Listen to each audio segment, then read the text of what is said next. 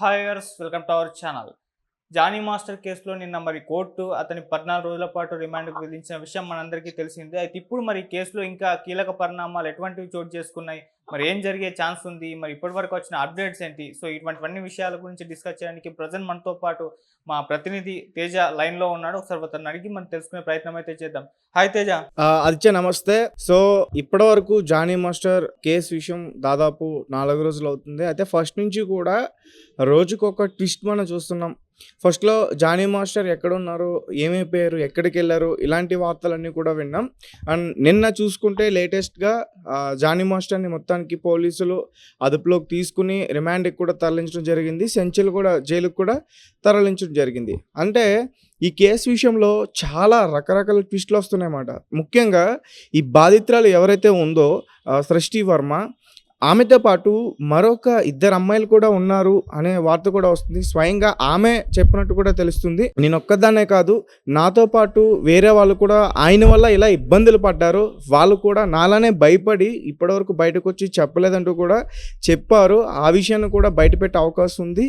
అంటే మరొక 2 అమ్మాయిలు కూడా పోలీస్ స్టేషన్లో జానీ మాస్టర్ మీద కంప్లైంట్ ఇచ్చే అవకాశం ఉందంటూ కూడా చెప్తున్నారు. అయితే మనం చూస్తున్నాం, ఎవరైతే జానీ మాస్టర్కి సంబంధించిన వైఫ్ ఎవరైతే ఆయుష ఉన్నారో సుమలత గారు, ఆమెను కూడా ఈ కేసులో అరెస్ట్ చేసే అవకాశం ఉంటుందని చెప్తున్నారు. ఎందుకంటే జానీ మాస్టర్ వైఫ్ వాళ్ళ ఇంటికి వెళ్ళి, ఆ బాధితురాలు ఇంటికి వెళ్ళి ఆమెను కొట్టారంట. సో ఈ విషయం జానీ మాస్టర్ వైఫ్ కూడా కొన్ని ఛానల్కి ఇంటర్వ్యూ ఇచ్చినప్పుడు ఆమె కూడా ఒప్పుకుంది. అంటే ఏ రకంగా, నేను మా హస్బెండ్తో జాగ్రత్తగా ఉండమని కొట్టానని చెప్తుంది.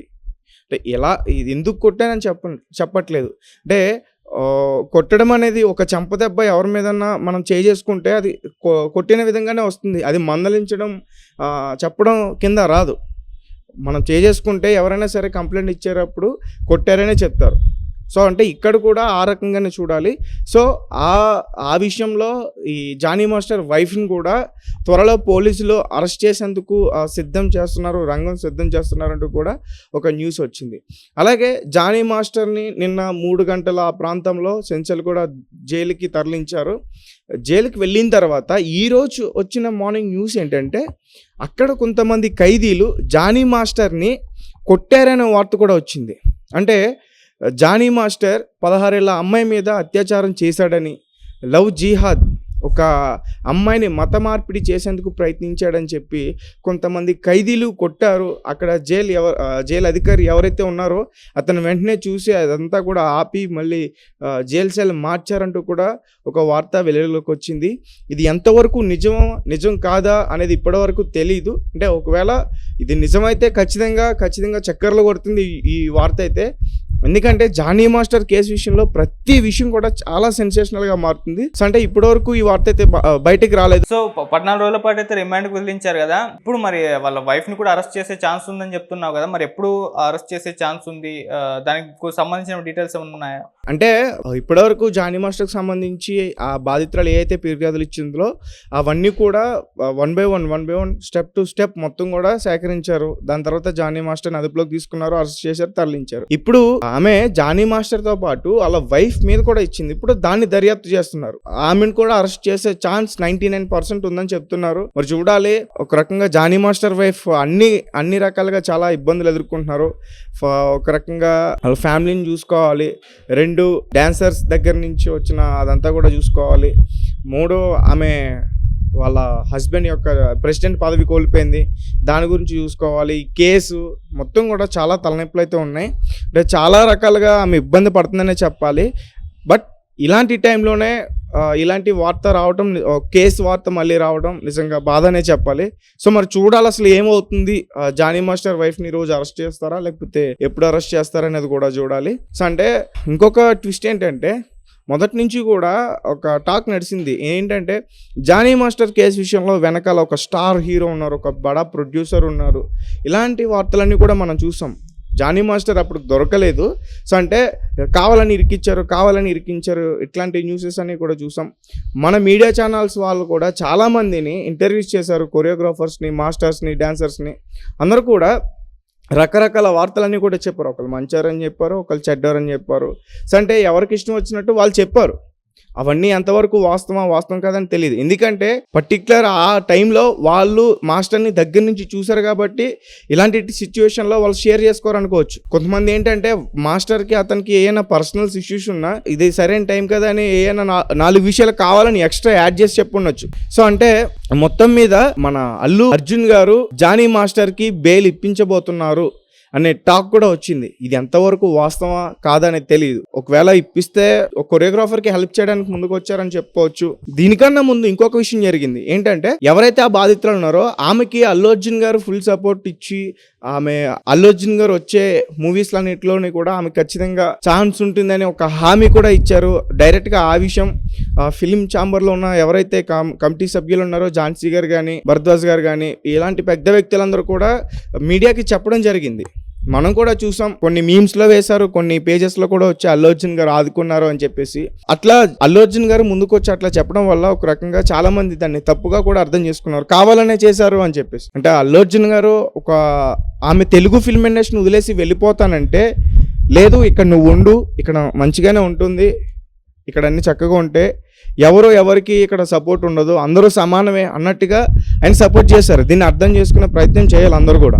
జానీ మాస్టర్ ఈ పోక్సో కేసు కింద నమోదైంది కదా, దీంట్లో అంత ఈజీగా బెయిల్ దొరకదు అని కూడా అంటున్నారు. ఎందుకంటే జానీ మాస్టర్ 4 రోజులు హైడ్ లో ఉన్నారు కదా, అప్పుడు కూడా ముందస్తు బెయిల్ కోసం ఆయన ప్రయత్నం చేశారు. కాకపోతే ఆ తర్వాత ఆయన మీద పోక్సో కేసు నమోదైంది. సో అప్పుడు ఆయన లీగల్ టీం కూడా లేదంటే మీరు లొంగిపోండి, పోక్సో కింద ముందస్తు బెయిల్ కూడా మీకు దొరకదు, లొంగిపోవడమే బెటర్ అని చెప్పినట్టుగా కూడా వార్తలు వినిపిస్తున్నాయి.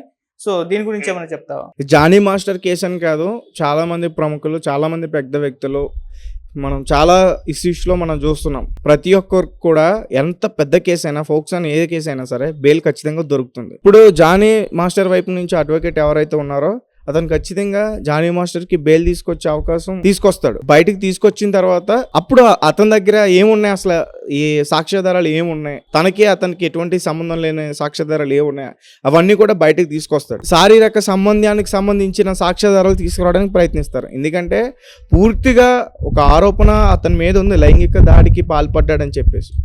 అండ్ ఇంకొకటి, జానీ మాస్టర్ స్వయంగా ఒప్పుకున్నాడనే వార్త కూడా వచ్చింది. అంటే ఫస్ట్ నుంచి కూడా మనం చెప్తున్నాం, ట్విస్ట్ల మీద ట్విస్ట్లు అని చెప్పేసి రకరకాల ఆరోపణలు, రకరకాల మాటలు అన్నీ కూడా వస్తున్నాయి. మరి ఇది నమ్మొచ్చా నమ్మకూడదు అనేది తెలియదు. అయితే అల్లు అర్జున్ గారు బెయిల్ ఇప్పించడానికి ముందుకు వచ్చారు, ఆయన ఇప్పిస్తున్నారు అనేది కూడా వచ్చింది. ఇది అంత నిజమా అబద్ధమా అనేది కూడా తెలియదు. సో ఆమె జానీ మాస్టర్ వైఫ్ ఎవరైతే ఉన్నారో ఆమె కూడా ఒక ఇంటర్వ్యూలో చెప్పడం జరిగింది, దీని వెనకాల ఒక పెద్ద హీరో ఉన్నారు, ఒక ప్రొడ్యూసర్ ఉన్నారు, ఇట్లా ఆమె కూడా చెప్పడం జరిగింది. సో దాన్ని కూడా మనం చూడాలి, వెయిట్ చేయాలి. అసలు ఏమైనా పేర్లు బయటకు వస్తాయా లేదని కూడా వెయిట్ చేయాలి. ఒకవేళ ఒక పెద్ద హీరో ఉన్నాడు, ఒక పెద్ద ప్రొడ్యూసర్ ఉన్నా సరే వాళ్ళని తప్పు పట్టడానికి లేదు. ఎందుకంటే వాళ్ళు ఒక ఆడబిడ్డకి సపోర్ట్గా నిలిచారు. ఇక్కడ జానీ మాస్టరే స్వయంగా ఒప్పుకున్నట్టు, లేకపోతే నిజంగానే ఆమె ఏ అయితే ప్రూఫ్స్ అన్ని కూడా ఇచ్చిందో అందులో జరిగినట్లు ఉన్నాయి కాబట్టి జానీ మాస్టర్ తప్పు చేసినట్లయితే వాళ్ళకి ఆమె సపోర్ట్ చేయడం ఖచ్చితంగా మంచిదనే చెప్పాలి. అలాగే అసలు ఈ కేసు తెర మీదకి ఎలా వచ్చింది, ఎందుకు వచ్చింది, రావడానికి గల కారణం ఏంటంటే జానీ మాస్టర్ దగ్గర ఎవరైతే ఈ లేడీ కొరియోగ్రాఫర్ ఉన్నారో జానీ మాస్టర్ అసిస్టెంట్, ఆమె ఎప్పటి నుంచో చేస్తుంది, 5 సంవత్సరాల నుంచి చేస్తుంది. ఈ విషయం అందరికీ తెలుసు. గత 5 రోజుల నుంచి కూడా పూర్తి విషయాలన్నీ కూడా అందరూ చూస్తున్నారు, అందరికీ తెలుస్తుంది. కాకపోతే రీసెంట్గా మన విశ్వక్సేన్, మాస్కదాస్ విశ్వక్సేన్కి సంబంధించి ఒక సాంగ్ కొరియోగ్రాఫ్ చేస్తుంటే ఒక చిన్న ఇష్యూ అయిందంట జానీ మాస్టర్కి, అసిస్టెంట్కి. సో అప్పుడు ఇంకా చాలా రోజులు వెయిట్ చేసా, ఇక వెయిట్ చేయను నేను. వేరే తోటి కొరియోగ్రాఫర్స్తో కూడా చర్చించి డెసిషన్ తీసుకుని ధైర్యంగా వచ్చి పోలీస్ స్టేషన్లో కంప్లైంట్ ఇచ్చిందని చెప్తున్నారు. అలాగే గతంలో ముంబై ఒక సాంగ్ కొరియోగ్రఫీ చేయడానికి వెళ్ళినప్పుడు కూడా Jani master assistant Moin master దగ్గర కూడా ఈ విషయాన్ని తను షేర్ చేసుకుందంట. ఇట్లా ఉంది పరిస్థితి, ఏం చేయాలో అర్థం కావట్లేదు, భయపెడుతున్నారు, భయం వేస్తుంది, ఇండస్ట్రీలో లేకుండా చేస్తాను, ఆఫర్స్ రాకుండా చేస్తాను అని చెప్పేసి అంటున్నారు.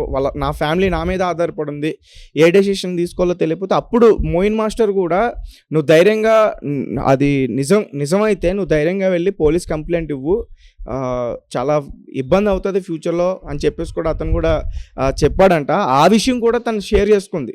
ఎలా షేర్ చేసుకుందనే విషయం తెలీదు. అంటే ఇవన్నీ కూడా వస్తున్న వార్తలు. అలాగే మోయిన్ మాస్టర్ గురించి కూడా చూస్తే గతంలో జానీ మాస్టర్ దగ్గర చేసేవాడు, చాలా మంచి హిట్ సాంగ్ చేశారు వాళ్ళిద్దరు కాంబినేషన్లో కూడా. అతను కూడా జానీ మాస్టర్ దగ్గర నుంచి బయటకు వచ్చేసాడు. పలు ఇంటర్వ్యూలో కూడా తనకి జరిగిన అన్యాయాన్ని కూడా చెప్పాడు. తనకి ఏదైతే జరిగినాయో అన్యాయం, అక్కడ సాంగ్స్కి కొరియోగ్రఫీ చేసే ఛాన్సెస్ రాకుండా అడ్డుకున్నాడు, అలాంటి విషయాలు కూడా అతను చెప్పడం జరిగింది. సో మొత్తం కూడా ఇక్కడ ఎట్లా ఉందంటే ఈ డాన్సర్స్ కానీ కొరియోగ్రాఫర్స్ కానీ జానీ మాస్టర్కి మొత్తం వ్యతిరేకంగా ఉన్నారు తెలుస్తుంది. ఎందుకంటే ఇప్పటి వరకు మనం కొంతమందినే చూసాం, ఇంకా చాలామంది ఉన్నారు. వాళ్ళందరూ కూడా ఎవరు మీడియా ముందుకు వచ్చి చెప్పే ధైర్యం చేయట్లేదు. అంటే మళ్ళీ మాకు ఫ్యూచర్ ఉండదేమో ఇలా చెప్పామని చెప్పి భయపడుతున్నారు. వాళ్ళందరూ కూడా మంచి చెడ్డ ఏదున్నా సరే ముందుకొచ్చి చెప్తే, జానీ మాస్టర్ మంచోడని చెప్తే ఖచ్చితంగా అతను ఒక నిర్దోషిగా బయటకు వచ్చే అవకాశం ఉంటుంది. అంటే ఏ రకంగా, ఏ తప్పు చేయకపోతే సృష్టి వర్మ మంచిదని చెప్తే ఆ సృష్టి వర్మకి సపోర్ట్ ఉండి, ఒక ఆడబిడ్డకి సపోర్ట్ ఉండి, ఒక ఆడబిడ్డని రక్షించేందుకు ప్రయత్నించారని చెప్పొచ్చు. కానీ ఇక్కడ అందరూ కూడా సైలెంట్గా ఉన్నారు, ఎవరికి సపోర్ట్ చేయకుండా న్యూట్రల్గా సైలెంట్గా ఉండిపోయారు. అలాగే చాలామంది కూడా జానీ మాస్టర్ కేవలం కొరియోగ్రఫీ, సినిమాలో సాంగ్స్ కొరియోగ్రఫీ చేయడం కాదు, వాళ్ళు షోస్లో కూడా పాల్గొంటారైనా. సో ఢీ షో మనందరికీ బాగా తెలుసు. సో చాలామంది కూడా ఢీ షో మీద విపరీతమైన కామెంట్స్ చేస్తున్నారు.